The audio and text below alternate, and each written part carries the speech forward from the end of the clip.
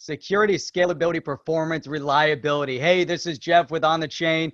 Today, we're going to talk about the future of blockchain technology with Harry Curtin. Now, Harry Curtin is the CEO and founder of Blockdrive, a blockchain data company. Harry is also the founder and CEO of Best IT. You can look it up, bestit.com. Go check out blockdrive.com as well. Now, Best IT established 15 years ago, back in 2004. Now, an unknown fact. Now, I really wish I would have brought this up during the interview. Chip, you should have brought this up too. But professional race car driver for a General Motors sponsored team from 2011 to 2016. That's super exciting. I looked it up after the fact, and now I'm putting into this throw. You also notice that I have a different, I'm in a different area. I'm going to move over to this other area for the interview. So without further ado, let's get started with this because it's all coming to you right now from On the Chain. Let's go.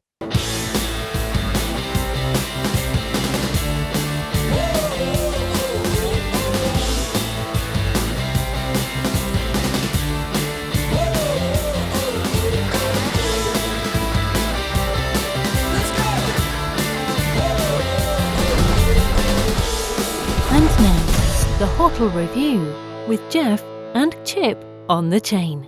Welcome. This is Jeff with On the Chain. We're here with Harry Curtin, CEO and founder of Blockdrive. Welcome. Thank you. Thanks for having me, guys. Appreciate it. I wanted to really start out just to give everybody that's tuning in right now a little bit of a background on Blockdrive. I know what exactly is Blockdrive, and then how did you get into it? No, happy to. So Blockdrive is essentially blockchain as a service. So we set it up as really a way for people to get into blockchain technology without having the skills necessary, or a team, or whatever it may be. So if you want to take advantage of it as a business and say, look, I have high value data, I want to audit, track, protect. This could be transactions, it could be medical records, wherever you think kind of the high value data is, that it just would be detrimental to your business in terms of if something's changed in that data, if something is hacked. Either this could be by accident, or malicious, but that this data is so valuable that you need to protect it, and you're kind of treating this data differently. We are essentially supplying that technology really as like a database with software where you can essentially funnel those bits or transactions or information into blockchain essentially to protect it for audit tracking. So how did you get into it? Like, where was your starting point, and were you already in IT and in data storage, and then you made the transition to say, hey, I love blockchain, or was this a big transition overall? No, it's a good question. So I'm the CEO of a company called Best IT, which has been around for 15 odd years. And essentially our specialty has always been around databases. I mean, data, that's kind of who we are. We do high transactional database systems, done systems as, architected, designed, and implemented systems that do 100 million transactions even a day. So that's always been our specialty. So, I think for a while we were looking for our own product. We said, what could be ours, that we own? We've developed so much for other companies and seen their success. How could we develop something of our own? And we looked into, this was years ago, maybe 5-6 years ago, we started looking into artificial intelligence and saw that there was just so much gray area in that space. It's like, what is good AI? What's bad AI? And I could see people just slapping AI on everything. I think with blockchain, a couple of things appealed to me. One was, well, you're either in blockchain or you're not. Right. Yeah. But it's a clear line, And then two, being database, really a group of database architects and DBAs, et cetera, this is a great fit for our skills. To us, it's really just another kind of database with a ton of encryption and some rules that say, hey, you can't delete anything in there. And, seeing so much of the security side of things too through Best IT with, people getting hacked, just so many clients seeing, whether you're saying it or not, you're being hacked if you have valuable data. Right. So this just looked really intriguing to us. So we said, well, let's make it easy for people. Let's do a software as a service, a subscription-based model, user-based model, where they can plug it in via API, funnel the data, and do it at a very low cost, and just make this easy for people. Something that's, I think, so complex, at least from a marketing standpoint, how people market blockchain is this complex thing that solves everything. Well, instead we say, well, let's make it simple. You want to take advantage of these elements of the technology, we're going to plug it in and give you that ability. Got a question about security, Harry. So on your website, it says that Blockdrive's blockchain data is set up on a decentralized cluster node, secured across enterprise cloud platform like Google. You have Oracle, Microsoft, Amazon. So how do you guys secure how is the data actually secured? Yeah, I mean, inherently, blockchain is heavy encryption, right? So there's not really much we're really changing about that outside of making it a private blockchain rather than public. So essentially, we're closing that off, but still using the same elements of the technology. What it allows it to do is the customer now has control of who's accessing the system. We just use a user-based model for them, to access and share it with one person or 1,000 people. But our view is that, if you're a company and a mid to large company, you're going to want to control who accesses your data. And I think public blockchain has a lot of value, but I think when you're dealing with corporate data, they want to have control of that access. And I think a private blockchain is the only way to do that in the way we're doing it. We're looking at audit, tracking, protecting high value data. That's not something you want to share with everybody. Again, a lot of times we talk about blockchain and the technology is associated with a digital asset, with a token. If you look at not necessarily data per se, but storage of documents, there's a company out there called SIA, SIA. I'm not sure if you're familiar with it. And then they have their SIA coin, and their goal is that they're making it decentralized by putting fragments of the data on computers all over the world. And then the transactions are occurring on computers all over the world. And that's I guess from a perspective of, their decentralization, securing the data. But what distinguishes Blockdrive from, let's say, a SIA technology that's utilizing a digital asset? No, that's a great question. So again, it kind of goes back to the last question we talked about, where we can piggyback a little bit. I mean, being that it's private blockchain is where we felt the technology would get the most traction and viability the earliest. I think a fully decentralized model where you're not really tightly controlling that access is, I think, going to be difficult for a lot of businesses to swallow. And being in technology 20 odd years, we just see what works. And we're just simply looking at it as a database alternative. Instead of putting your data in Oracle or SQL Server, you're using blockchain technology. Now, ours is our own flavor. That's another element. We saw that with the kind of the crypto, let's call it, the Bitcoins and the Ethereums, we saw a lot of issues from a business perspective in terms of scalability. So we really took our high transactional database knowledge and cultivated our own flavor of blockchain to fit a business need, a pure business private blockchain need that could scale quickly with a high rate of speed. So I think there's a lot of differences. I think, again, from our perspective, looking at some of that technology that maybe I'm sure they have their own view, but it works great for cryptocurrency, Ethereum and Bitcoin, but for a business use case, it has some limitations. And so that's kind of, I don't know, hopefully that answers your question. It's a multi-part, I guess. What did you use? Any existing sort of frameworks in setting this up? You could say it was kind of comparable to maybe a Hyperledger to some degree, but there's a lot of differences. But it is our own flavor. You mentioned something before, actually. You guys mentioned something around Amazon, Google, and some of the cloud partners. I think I just want to be clear what those are. So what we're doing is essentially we're putting our technology in their cloud because we don't want to have data centers, essentially, right? Right. And we want to make it that much more difficult for the bad guys to get the data, if they even could, and they couldn't change it if they did. So spreading it across multiple cloud providers gives us a lot more protection. It gives us all sorts of abilities as those providers maybe change in pricing in terms of their solution as well. We can kind of jump between them essentially and gives us a competitive edge. So you basically just use it as replication, right? Replicating it across just to kind of put I'm it out using it there. as their data center. I'm not using their some of their technology to build our software on. We have our own, but I'm using them for essentially not having my own data center. So it sounds like, just to simplify, it's a centralized, decentralized network. Okay, sure. right? Yeah. Is that kind of a Yeah. sense, You know, seeing that? well, so from a cost perspective, being in the cloud gives clients a lot of opportunity to get this solution at a low cost. We start at just $500 a month, so very low cost. Any business I was could going to say afford it. very reasonable. Yeah, I thought the Yeah. entry point was very good, and so one of the things that I liked about what it said on your website is the main selling point really that I could see is that it really simplifies complicated and expensive audits. A lot of companies, they're always dealing with all kinds of audits. The audits are very expensive. The auditors come in and basically you collect and record all this data stuff and files on the blockchain. So what would you suspect that an average savings of a company would be? Whatever they're paying in licensing costs, we essentially will funnel that data to us once we set that up, which sometimes, an API a day or so, we're up and running.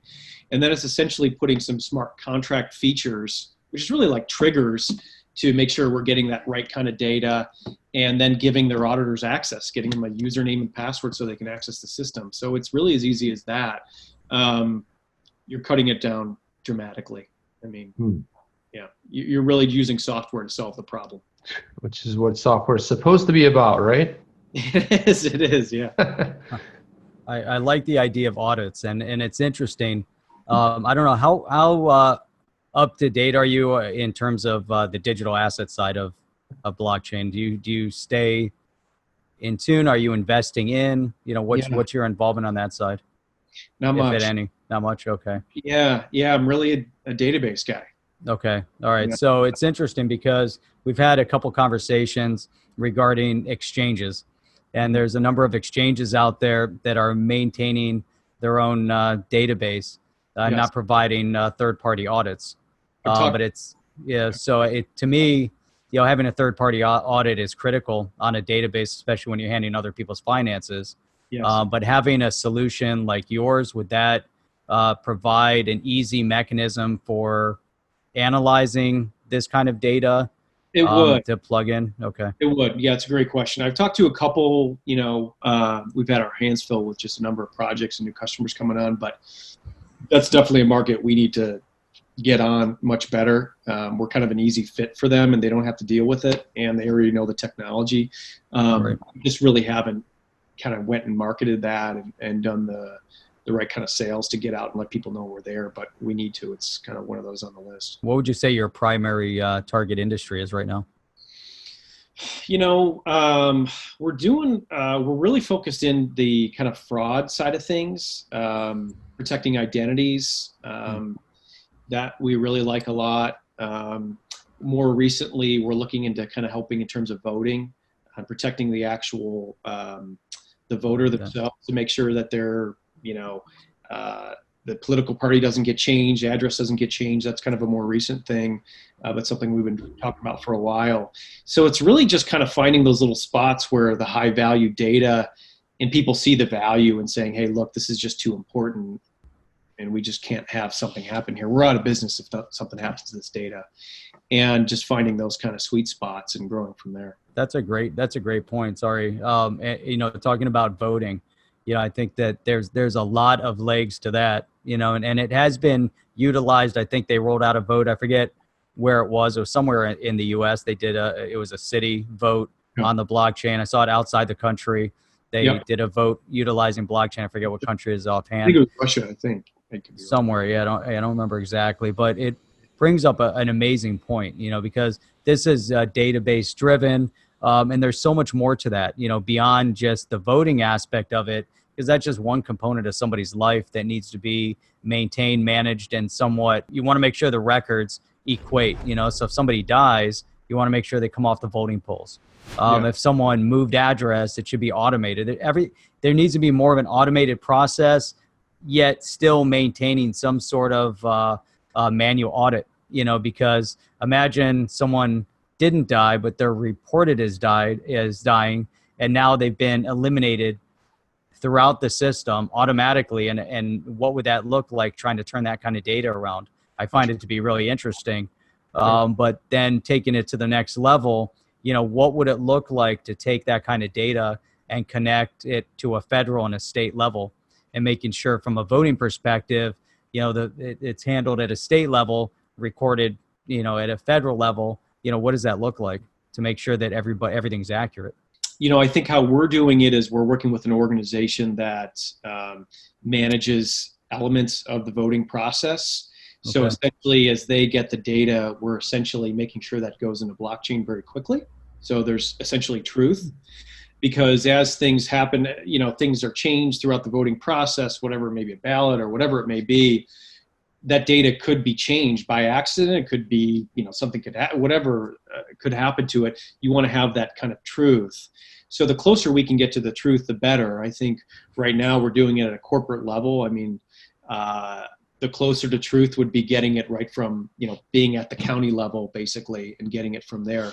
But that's all about counties coming on board. Yeah. So you're thinking about voting as far as the vote itself, right? Not, is somebody legitimate to vote, but here's the vote that we've conducted, and we want to make sure it's accurate. Even be by accident. I mean, things happen, and somebody's address gets changed, and it happens. A lot of addresses get changed.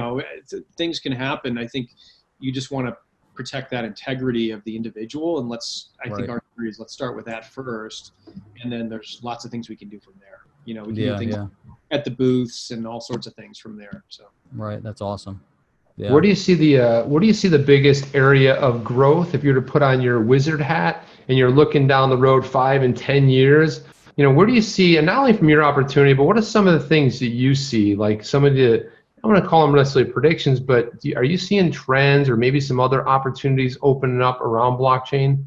It's hard because I'm looking at it from my side of things, but the more people have access to it, the more it's kind of like having a safe deposit box for your data. I think we all are dealing with all these huge sums of data, and we're like, wow, we can analyze this now. We can do all these different things with it. We can predict and do AI, predictive analytics, but there's certain data that is just way too valuable to our business, and we have to treat that differently. And we really haven't had that conversation yet. So for us, we're just trying to be there at the right place and time and being early enough to kind of help clients with that. But I think that conversation's happening, and we're helping drive that conversation with Blockdrive, obviously. To really kind of take off of that, and you haven't had much involvement on the digital asset side, but what are your thoughts about this transition with banking, and all of the conversations when it's kind of going around? I guess you could look at it from multiple perspectives, but they're talking about central banks launching their own digital currencies, but and this whole dynamic, what are your thoughts about it? Again, I'm a database guy, so I look at it as a great place to put data if you're dealing with something that's valuable as your dollars. So I think you're going to win every time. I think what the makeup will be, who will win this war, I have no idea.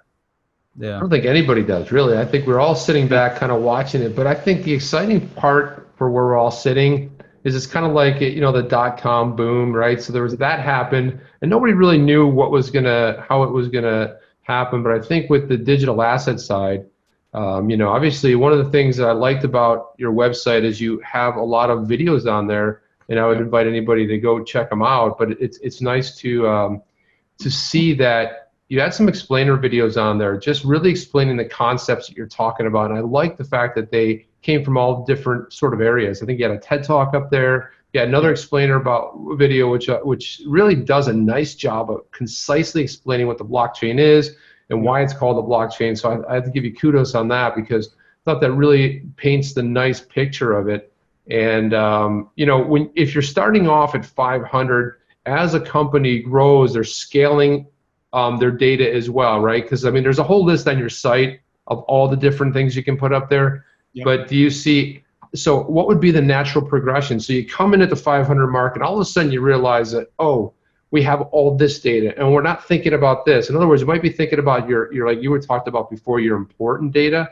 Yeah. What else do people start thinking about once they start getting it on the blockchain? Yeah, I'm going to turn that around on its head, actually, the other direction. So what we find is that they've got a lot of data they don't really need. Oh, interesting. We actually lean it down. What they originally think, they're like, oh my God, I deal with, 1 million transactions a day. I got to put that all in blockchain. I'm like, well, do you? Let's get down to it. If you just, let's say you put the data in Excel spreadsheet, let's really simplify it. How many rows do you really need? right? And you start kind of shrinking that. And that's really how you want to use it. You don't want to just lump everything in. It's how we do it and how we're utilizing the technology. We want to take the best stuff. Really want to take your gold bars. That's what we're putting in blockchain, not, your pennies. Well said. I mean, that part of it I understand. So Yeah. And we have to help them with that. It's every time. I haven't had any clients where we didn't have to scale it down and say, no, these are where the gold bars are. Everything looks important It when does, it's yours, right? But when you start asking Going all questions, you're like, oh yeah, maybe that isn't. That's some ID I don't even know if we use anymore. And Yeah. I was gonna say that's a fresh perspective because I'm lucky that I have a mechanic. I go there and say, hey, I think this is wrong. I think this is wrong, or I have to do all this stuff. He's like, no, you just need to fix this and come back another 6 months for that. I'm saying it's unusual. Yeah, it is.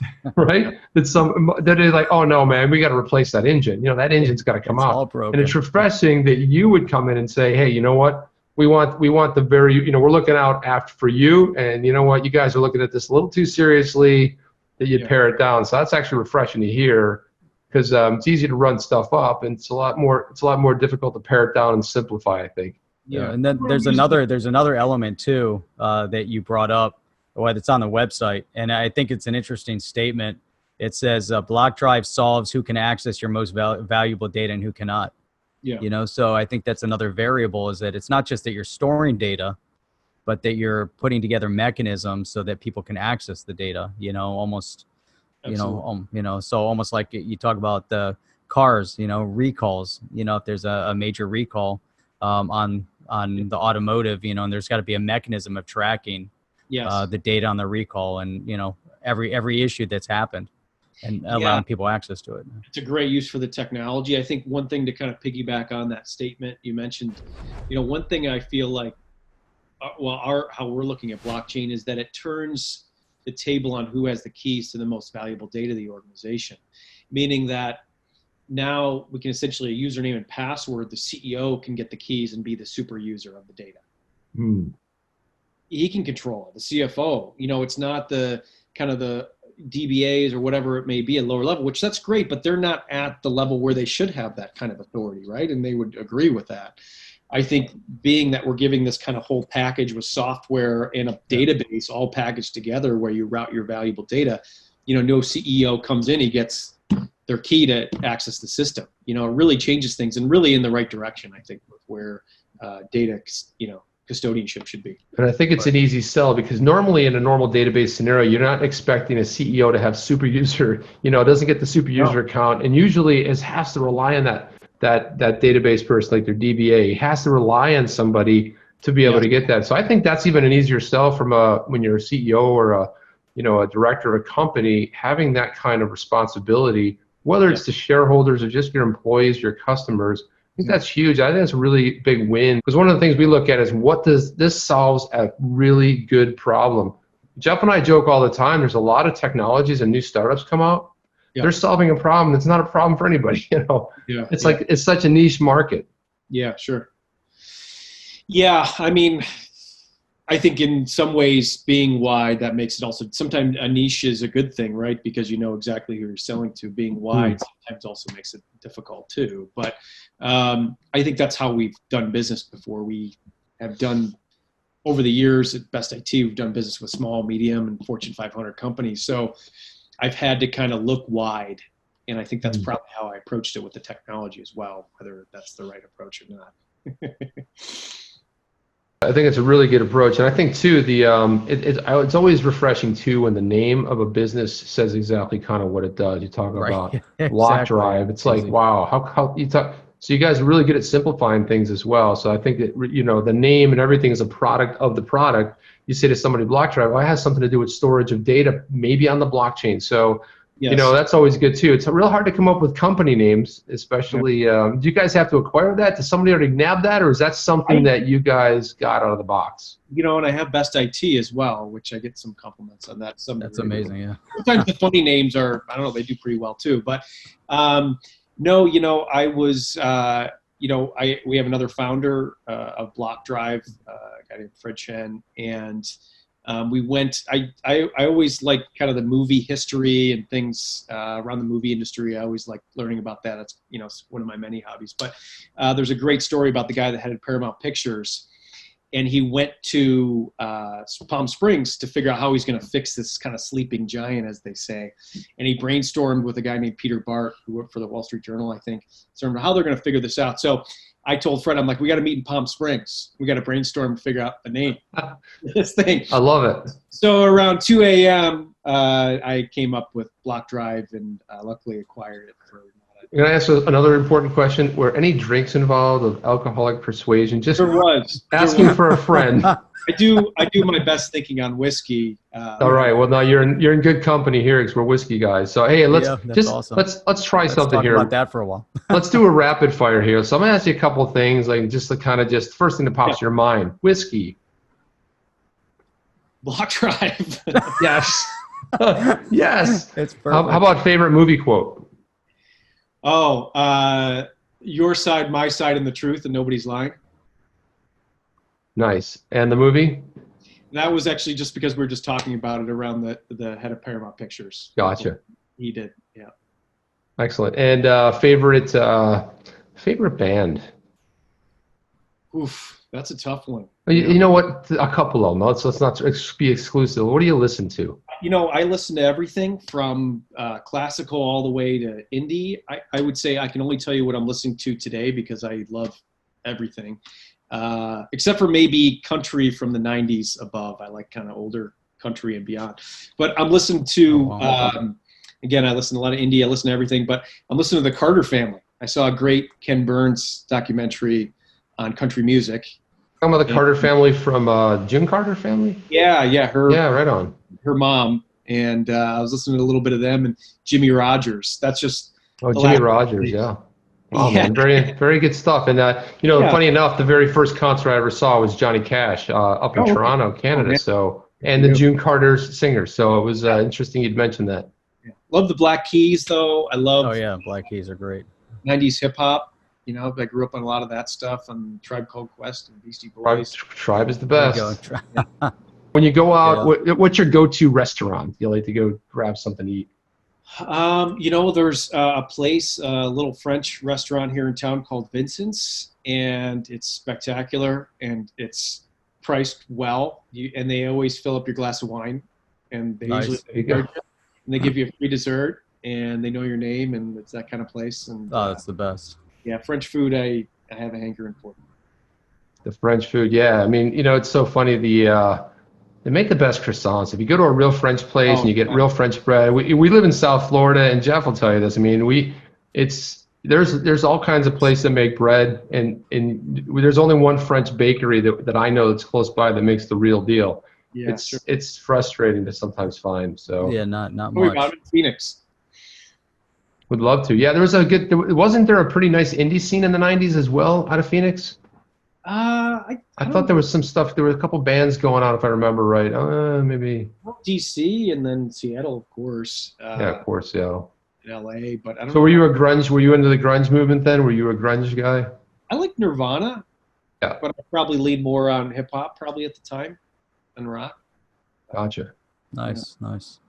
I like Nirvana was always great. Lefty. Yeah, Kurt Cobain's a lefty. I like. Oh, he's a lefty? Yeah, just like Jimmy was a lefty. Wow, it's good to know. We always like to try to get to know the people in a little bit deeper. It kind of makes what makes you tick. How'd you put it together? So I really think, Jeff, you have any other follow-ups? Well, now that we brought up whiskey, I want to know what your favorite whiskey is. Jack Daniels. JD. All right, Jack Daniels. Classic. Back to the classic, the tried and true. The classic American. Do you drink bourbon too? Do you like other types of whiskeys from outside the? A lot of people throw stuff at me, but I like Jack. I don't know. I keep it simple. Yeah, Jack. I used to drink Jack in the 90s. That was my Jack phase. Yeah, I kept it going, I guess. I think, well, it's okay. I mean, everyone goes through it. But then, there's other phases too, your vodka phase. And I went through a bunch of them before I arrived at. Luckily, it wasn't Cuervo. Yeah, luckily it wasn't. That's always a bad scene. It never ends well, man, especially anything after 2 a.m. in the morning. So I actually have just to go back and, not to get serious again, but I think this is interesting because we're talking about data, but data is basically anything. And obviously it's on your website, but we're talking about files, not just Excel type data that needs to be shared, but anything, right? Anything. Yep. Any form of data, we convert that into blockchain, basically. So yeah, and this to me, I mean, and this is interesting because, from a healthcare perspective, and, the data in healthcare isn't so much just patient data, but imaging data. And imaging data storage is probably one of the biggest issues in the healthcare industry. And, they still haven't really perfected it 100%, although they've tried, but there's not much sharing of data and not much easy access of that data across, from one system to the next. Are you guys thinking about getting into that space at all? I know it's, we are in some effect. We're doing some work in the medical field, not enough, I think, for how much it's needed. I think we probably need to ultimately partner with a mainstay kind of medical piece of software where essentially we can be an option where we move the data in there to protect it, essentially, the individuals. That's the only way we could do it on a scale, because I don't think, unless we get some kind of government regulation, which I can't bet on that, where essentially we have a center point of data where doctors can access it. I think we're talking about connecting with another piece of software and us being a place where they can dump that data basically in and protect it. Do you have any storage limitations at that point? Is that something that could impact the price? We do it. So we do a transaction price. Over 10,000 transactions, we charge a fee for that. And that's really to cover from storage, and then in terms of scalability, depending on how big it is. But so that's kind of how we protect us. So we let people kind of get in very low cost. We still, again, try to keep it very low cost, but we have a transaction fee over 10,000 a month to cover us. And a transaction like a medical record and images, etc., that can get, that can be a bit heavy, but we still do it pretty cost effectively. Okay. As far as the data pipeline that's going, I mean, that's not an issue to move the data? No. In terms of speed of transaction, are you compressing data, or what exactly are you doing? No, you're not going to be, as fast as an Oracle, but an Oracle turned up to all of the nines and is managed properly. But I think that's not really what we're going after as much. Right. We're not trying to beat them. We're trying to make sure that high value data is in a safe place that can be audited, tracked, and protected, basically. That's awesome. Yeah. It's great. I like that. Wouldn't just throw out all their Oracle or SQL Server, but this would be another option for them. Just like, any of the software that we use, right? There's just a different piece of software we have to run our business now. Blockchain is just another element that businesses are going to, certain ones are going to need first, and others will come to follow. Well, I really appreciate the time that you've taken to spend with us here. And, I thought we got some, amazing insights into your whiskey drinking habits. But I think Chip was going to ask you, if you had any parting words of wisdom you wanted to. No, I think, well, maybe one. I think, I've been a student of technology and been involved in technology for 20 plus years, maybe, 20, since I was a kid, really. And I've seen trends in technology. I've seen where when the internet first came out, people are like, oh, what's this thing? They're like, I don't know if it'll really work out. And sometimes even the technical people are most against it. They're the most fearful because they don't understand it. And then, we got to a point in the late 90s where people are like, okay, this internet thing's working, but they're like, no one will ever put their credit card in there. Why would they do that? Remember those debates? They were debating that. They were like, no one's ever going to put a credit card. Then we put in our credit card. And people had, servers in their closet at their office. They're like, why would I have it in my closet? This is crazy. It's right down the hall. Yeah. You open the door and there's a leaky roof, right? And then they're like, well, we'll move to a data center, I guess. That's kind of scary. And then they're like, well, then we move to the cloud. And they're like, we'll never go to the cloud. Now, you just see these trends in technology where it kind of gets a little bright spot and then it kind of dims because people are really giving it a hard time. They don't really understand it. And these things take time. They don't happen overnight. I mean, cloud, what you call it, mid 2000s, 2005, something like that, when it started to take some legs. But I mean, really, 5 years ago, it really kind of skyrocketed, right? Where people were really getting comfortable with it. They weren't so scared of it. It's going to take time with blockchain, right? We've got this kind of spark that drew bright. It's going to dim a little bit. and then it's going to have a steadier growth. And that's what we want from it, right? We don't want it to, we want that to be a steady growth and kind of take its time. And that's how good technology always progresses. And I think just my words of wisdom is just be patient through the technology. It has a valuable need, at its simplest level. It's a database you can't delete stuff out of. There's a value there, There's a ton of encryption. I mean, far more than any database that has. I mean, this is not even close. So from a protection of data and tracking and all these things we've talked about, there's just a value there for businesses, and it's going to take time to mature. And just like people buying the first Apple computers, not everybody in America bought them overnight. Where should people go to learn more about Blockdrive, what you're doing, really kind of dig deeper on the service? Obviously you can always talk to us. You can always reach out. My email is harry.curtin@blockdrive.com. Feel free to email me anytime. I'm on LinkedIn. I'm happy to connect you with other people from the team. Yeah, I mean, I would say talk to us. We're accessible. Obviously do your reading on the website as well, and we're looking to produce more material there and do some more in social media, but we're accessible, and you never have to hesitate to reach out to us. Appreciate it. I think there's nothing else. Again, we really appreciate the time you've taken to spend with us here on the chain. We'll look forward to keeping track of your progress as you kind of build and move and things develop in this space. We're just really excited. I think what you're doing is outstanding, and it's going to help. It's really going to help the adoption overall, into the blockchain space. That's what we're trying to do. Just make it simple for people. Take the complexity out of it. Appreciate it. Thank you so much for being with us today. Thanks, guys. Awesome. Great. Thank you. Are you down with OTC? Please like, subscribe, and click the bell to be notified when the next video drops.